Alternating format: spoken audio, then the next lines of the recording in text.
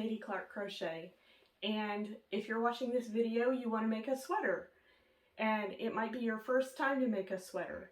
So this is my sister Amy, and this is her first time to make a sweater, and so we're going to go through some of the questions you might have at the very beginning of reading a pattern and figuring out what materials you need and preparing to make a sweater. So we're looking at the Olive Knits Fireworks sweater pattern, which just got released Monday morning, and we're just seeing the pictures. So did you see the picture right there? Can you see the design? So Amy didn't know what she was getting into. Okay. So it's got this, it's a yoke pattern, and so it's got pretty lace textures all the way around the yoke.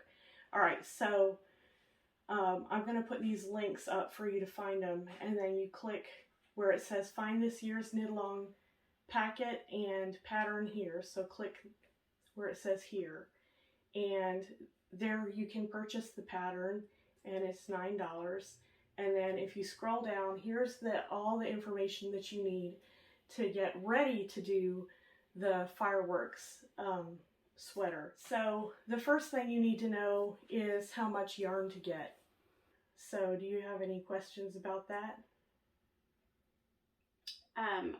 Well, I don't really know anything about yarn. Okay, good. What you want to know about the yarn is what fiber was used, and what weight yarn was used. So the designer used a DK weight yarn, and so you'll find a yarn ball that has the little symbol with the yarn on it that has a number 3 on it. So that's DK weight. And she used a superwash merino with some nylon blended into it. So you can use a superwash merino as well with other things blended into it. So what we're going to use is Jems Luxe Fibers DK Luxe yarn, which is 100% superwash merino, which is very close to the type of yarn that she's using here. Okay, what else do you see? Do you know what gauge is? Gauge is like the measurement, right? The size? That's the size, right, the size of your stitch. Okay. So we're going to go over gauge when we do our cast on party on June 22nd. All right, and so the sizes, what do you notice about the sizes?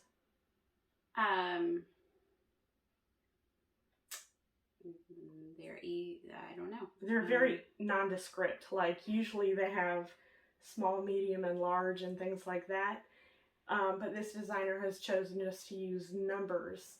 And that might make it more simple because later in the pattern it just says for size 1, for size 2, for size 3 do this.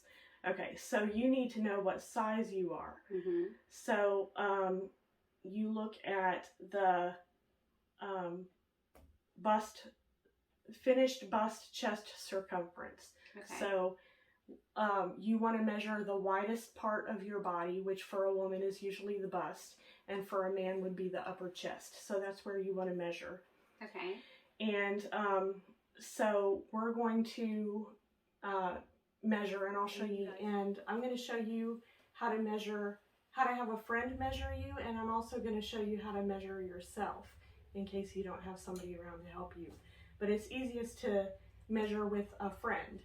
And one thing about measuring is you want to make sure that you have as few clothes on as possible so that you don't have extra bulk from your clothes, so you don't measure inaccurately. You want to measure as accurately as possible. So Amy, turn around, and either way. Okay. So when you have a friend measure you, you want to measure the widest part of your body, which on a woman is usually the bust. So when you have the measuring tape, you want to make sure it's at the largest part of the bust right here, and can you pick up your arm just a little bit, and it's straight all the way across here. If it's down like this, you're not going to get an accurate measurement, but if it's up like this, you're going to get the most accurate measurement. Okay, and Amy, you're measuring at 39. Did you want the whole world to know that? Sure. Okay, so if you have to measure yourself, you can do the same thing. You just wrap the tape around the widest part of your body. Measure your bust. So mine's at 42, and it's going around the widest part of my bust here, and is it straight in the back? Can you kind of see? Yeah, no, it's Okay. straight. Maybe that was my problem. No, it's still 42. Okay. So another consideration is body type. So my belly is a little bit larger than my bust. So when I take my measurements, I'm also going to measure my belly. Actually, this is down on my hips. If your sweater is going to go down to or past your hips, you want to at least know what that measurement is. So I'm 44 down on my hips, and actually probably, well, I won't have my sweater any lower than that. So where the band of my sweater is going to be, I'm measuring, well, 44. And so I'm going to write that down in my measurements, and I'll tell you later how that comes into play. My measurement was 39, so I would have to go with the 43.2, the next size up.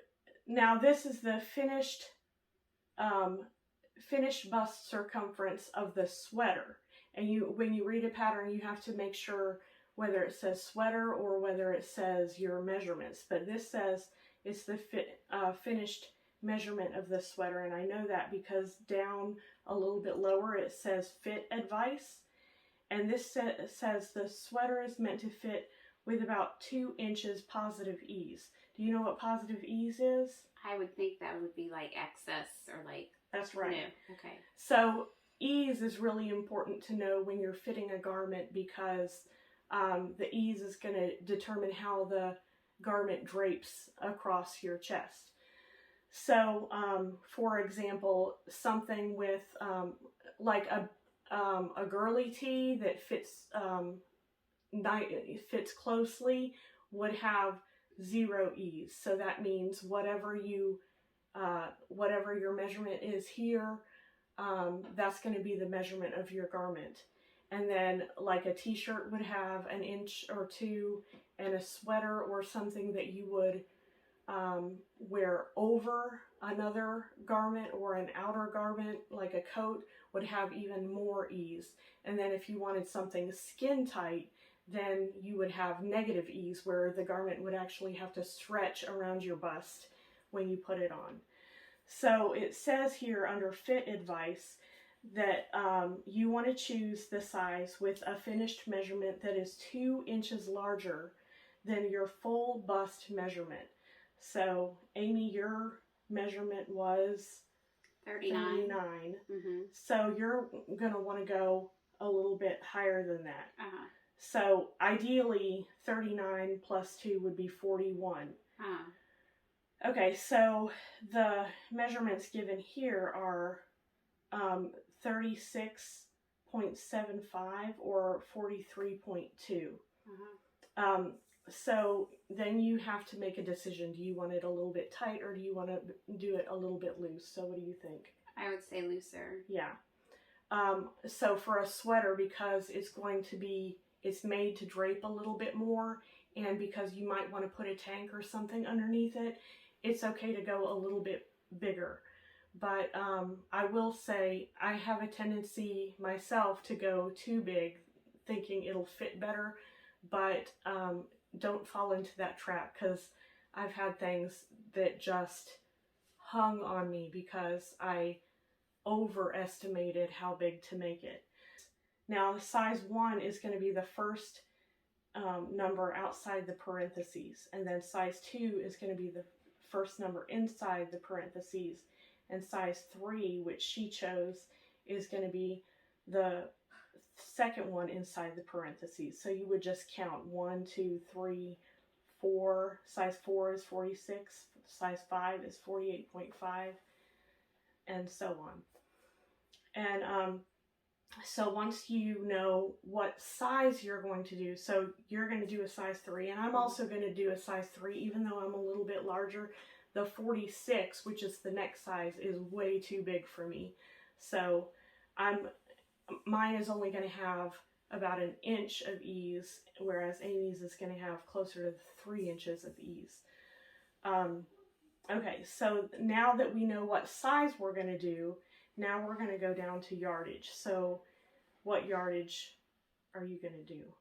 1335. Okay, so we're both going to use 1,335 yards of yarn. So you need to look at your yarn label and see how many yards comes in a ball, and then you will divide your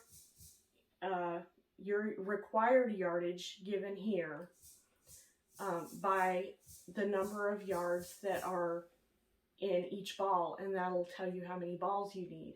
And then, so mine ended up being 4.8 or something like that. So I'm going to buy 5 balls, but I'm also going to add a little bit in this part, because when I measured, this part was a little bit bigger. So I'm going to make some adjustments in my sweater that may require more yardage. So I'm going to buy 1 ball extra. And Amy can buy 5 yards if she's going to do the pattern as it's written, or she could get an extra one just in case, which sometimes I recommend, especially if it's like, if your math comes out to needing 4.2 balls, then you're going to buy 5 balls, but you're not going to use all of the 5th ball. And so you have plenty of extra yardage. But if your pattern calls for 4.8 balls, then you're going to use 4 balls, and then in the 5th ball you're going to probably use most of that too, and you don't want to end up playing yarn chicken. Do you know what yarn chicken is? No. So yarn chicken is a really fun game we like to play. No, we don't like to play it, where you almost run out of yarn, and sometimes you lose yarn chicken and you really do run out of yarn, and we don't want to do that. So it's better to have more yarn than not enough yarn. So I always buy a little bit extra just in case. And if you have some extras, you can make a pair of socks to match or something. Okay, so did we cover everything on here? Needles. Okay, so you're going to buy your yarn, so you figured out how much yarn to order, and you need to make sure that you have the right size of needles. So it says US size 6 needles, circular, so those are the needles that have the 2 ends with the cable in between. Mm-hmm. All right, and then also it says US size 6 circular or double pointed needles. So the double pointed needles are the short little needles, like sets of 4 or 5 little needles to do small items. And I usually just use circular needles for that, and I can show you how to do that, and I can show you how to use double points. We'll get into that later when it's necessary. And then size 4 needles for the neckline, and size 4 needles, size 4 circulars and or double points as well. On mine, I'm just going to use all circulars, but I'll show you how to use double points if you want to use that. And then it says, note, adjust your needle size if necessary to obtain correct gauge. That's very important. We're going to have a swatch party on June 22nd on Jems Luxe Fibers Facebook page. And so we're all going to cast on our swatches, and I'll show you how to measure your swatches to get gauge. Some people, everybody knits differently, so you need to measure the size of your stitch and make sure that your stitch matches what the designer stitch size is, so that your sweater comes out the same size that the designer's sweater came out. And so swatching is not important on some things, but for a garment that has to fit, it is very important. So make sure you swatch and measure your gauge, and we'll cover that later. All right, do you have any other questions about starting out? No. Okay, so now you know what size sweater you're going to make, what size is going to fit you, you know how much yarn to order, and you know which needles you're going to need. Mm-hmm. Okay, so I think that covers it for getting ready to cast on your swatch at the swatch party on June 22nd. And I want to thank Jems Luxe Fibers for sponsoring this video. Thank you.